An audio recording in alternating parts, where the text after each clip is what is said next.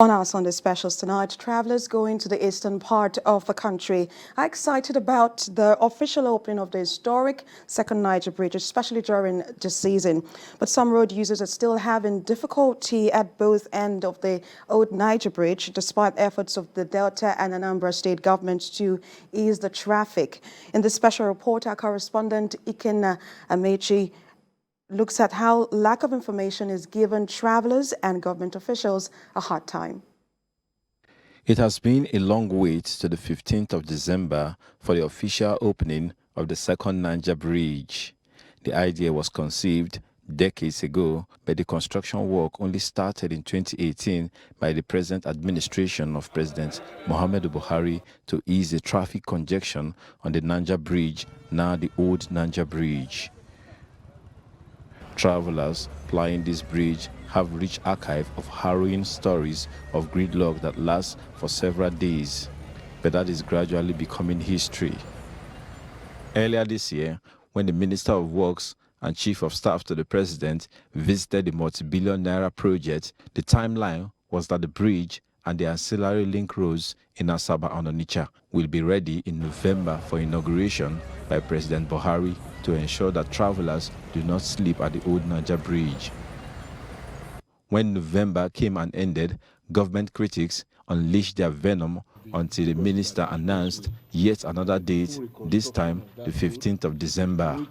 He assured that the bridge will be open to vehicular movement, a stance which he reassured on the eve of the opening when he visited with his team, but clearly described it as temporary.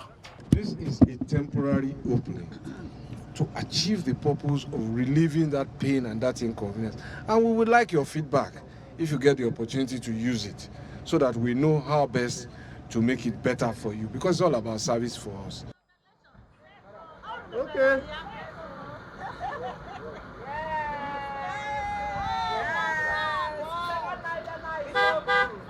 When the bridge opened on the 15th of December to traffic, it was unexpected as most people were unaware of its opening.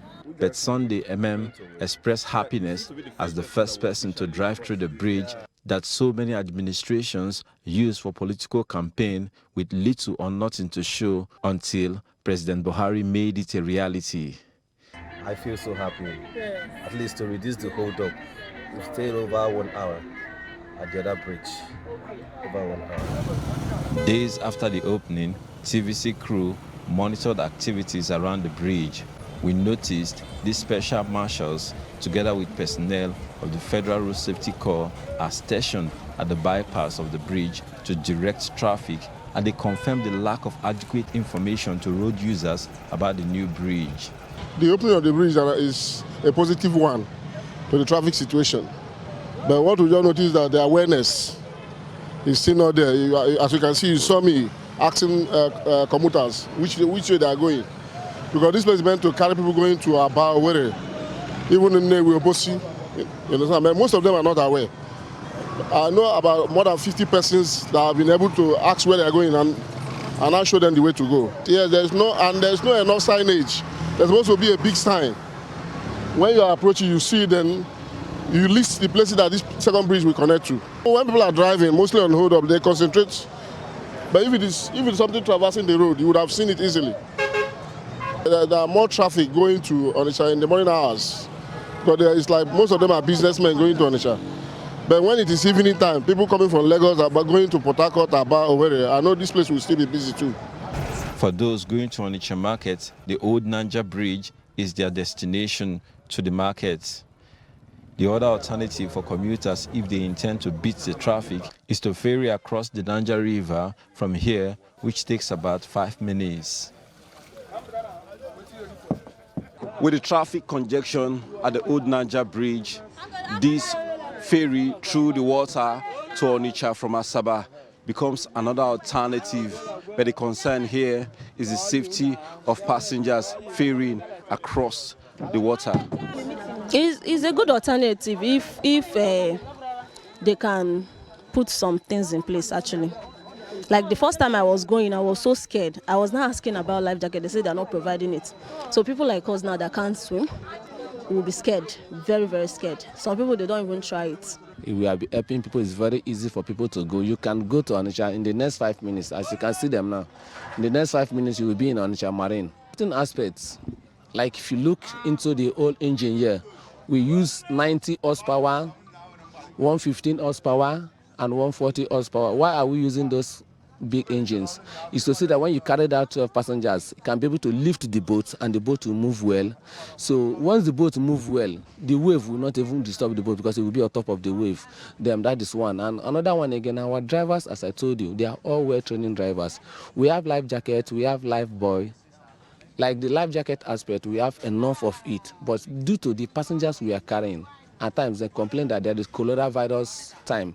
So there's coronavirus in those life jackets. Due to their own understanding, we force them to take, but whatever you force anybody to take it, it will now go up and enter motor. Another factor to traffic at the head bridge is the build-up along Asaba part of the Benin-Onitsha Expressway, especially at this Koka junction where it meets with the Ugele-Asaba Expressway.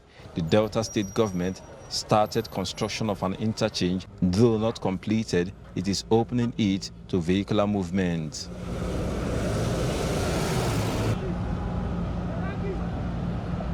But just as the federal government has also made moves to open the bridge so that cars don't spend 2 days, 3 days on the bridge here waiting to pass, so it makes it easier for them to go off straight to Bosi and elsewhere. We too are also making the move to ensure that you don't build a gridlock here by the kind of activities we have.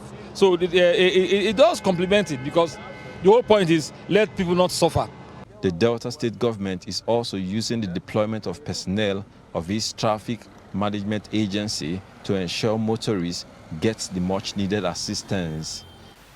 Offer this emergency road assistance program.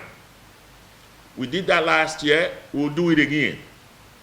Emergency road assistance program. What that program does is, number one, we will tow you off the road free of charge, free. If you break down on the express, we will move you out free. If you have a dead battery or you run out of petrol, we will take you to the nearest filling station, free. As the Christmas season approaches, with the increase in volume of vehicles going to the eastern part of the country, the federal government is monitoring the situation and travelers are advised to get proper information. Ikenna Amechi, TVC News, Asaba.